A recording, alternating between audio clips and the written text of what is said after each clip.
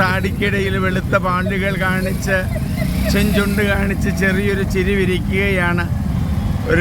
ഒരു റോസപ്പ് മൊട്ട് വിരിഞ്ഞു വരുന്നത് പോലെ. ഭാര്യ അഞ്ചു, ഒരു മകനുണ്ട് അവർക്ക്. രണ്ടുപേരും നല്ല നിലയിൽ ഈ ഡൽഹിയിൽ ജോലി ചെയ്യുന്നവരാണ്. അഞ്ചു നല്ലൊരു പാട്ടുകാരിയാണ്. റേഡിയോ നിലയത്തിൽ സേവനം ചെയ്യുന്നു. പല ഭാഷകൾ കൈകാര്യം ചെയ്യുന്നു. सन्नी अर्चन की यात्रा शुरू होती है आगरा ताजमहल देखने के लिए. आज वो एंजॉय कर रहे हैं इलेक्ट्रिक बैटरी में, रिक्शा में पहली बार. और मैं ये पूछना चाहूँगी कैसा लग रहा है अच्छा? വളരെ സന്തോഷകരമായിട്ടാണ് മഞ്ജു പറഞ്ഞിരിക്കുന്നത്. ഇപ്പോൾ ഞങ്ങൾ ആഗ്രയിലെ താജ്മഹലിൻ്റെ സമീപത്തേക്ക് പതുക്കെ പോവുകയാണ്. റോഡുകളെല്ലാം വളരെ ധൃതി നിറഞ്ഞിരിക്കുന്നു. എല്ലാ മനുഷ്യരും ഇടിച്ച് കയറുന്നു. ഇപ്പോഴൊരു ഇലക്ട്രിക് ഓട്ടോറിക്ഷയിലാണ് ഞങ്ങൾ പോകുന്നത്. ഇത് ഓർക്കുമ്പോൾ യേശു ജെറൂസലേം ദേവാലയത്തിലേക്ക് പ്രവേശിക്കുന്ന ഒരു രംഗമാണ്. അവിടെ എല്ലാവരും യേശുവിന് ഓശാന ഓശാന ഞങ്ങളെ രക്ഷിച്ചാലും എന്ന് പറയുന്നു. ഇവിടെ ഞാനും ആകാശും അഞ്ജുവും മാത്രമാണ് ഓശാന പറയാനായിട്ട് ഇവിടെ ഇരിക്കുന്നത്. ഇത് കാണുന്ന നിങ്ങളെല്ലാവരെയും ദൈവം അനുഗ്രഹിച്ചു കൊണ്ടിരിക്കുകയാണ്.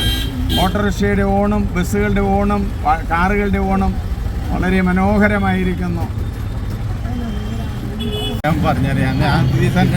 और फादर सन्नी आज आगरा पहुंच चुके हैं और वो इलेक्ट्रिक बैटरी में यात्रा कर रहे हैं. और हम पूछना चाहेंगे फादर सन्नी कैसा महसूस कर रहे हैं आप?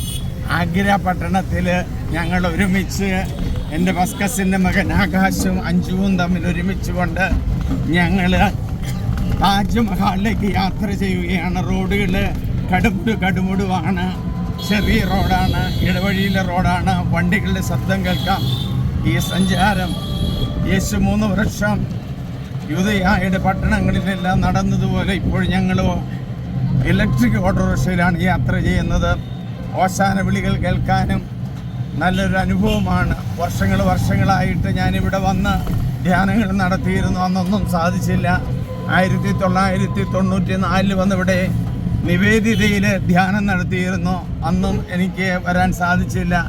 ഇപ്പോൾ എൻ്റെ ഒരു കസിന് വേണ്ടിയിട്ട് പ്രാർത്ഥിക്കാനായിട്ട് വന്നതാണ് ഇവിടെ.